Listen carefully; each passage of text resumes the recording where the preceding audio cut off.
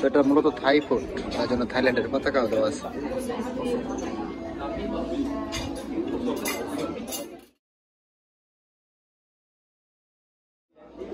আজকে একটা লাঞ্চ আসছি, তো এটা আসলে স্টুডেন্টদের দ্বারাই মানে আয়োজন করা হয়েছে 5 স্টার মানের।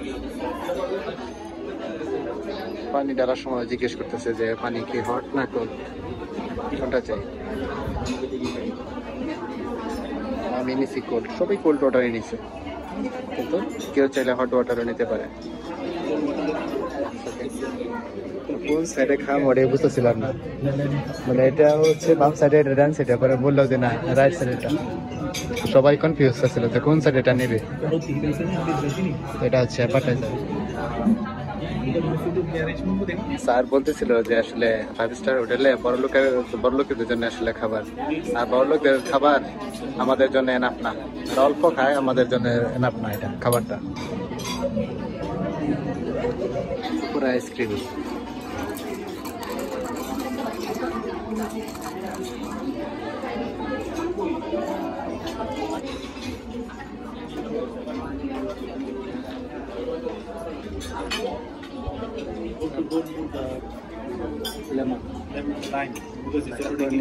একটা স্যুপ, টমিয়াম স্যুপ, ওটাও আবার চিকেন আছে।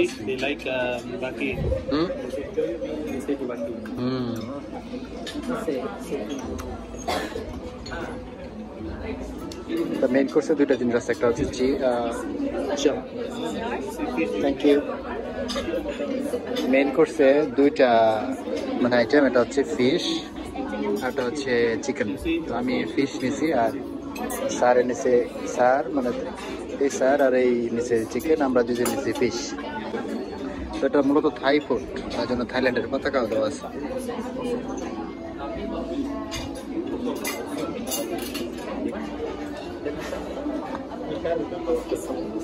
আমাদের এই মিট অনেক সুন্দর।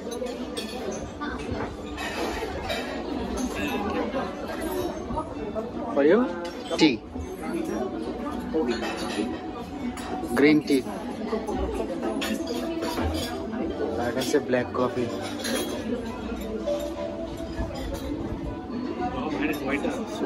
Sugar. Yeah. Thank you. এটা হচ্ছে আমাদের ডেজার্ট, কি এটা তো তাই না, দেখি।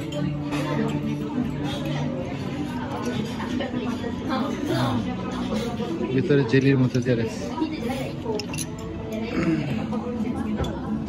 তো যা বলতেছিলাম, এটা হচ্ছে মানে স্টুডেন্টদের দ্বারা যেত, এটা প্রোগ্রামে জায়গায় পে করে খেতে হয়, কিন্তু প্রাইসটা একবারে রিজনেবল। আর 5 স্টার মানে 5 স্টার রেস্টুরেন্টের এনভায়রনমেন্ট পাওয়া যায়। তারপরে ওরা 5 স্টার রেস্টুরেন্টের মতোই। খাওয়া শেষে ওরা একটা ফর্ম দিয়ে গেছে মানে ফিডব্যাক দেওয়ার জন্য,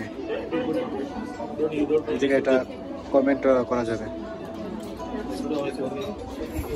খাওয়া দাওয়া শেষে চলে যেতেছি। ওয়েলকাম।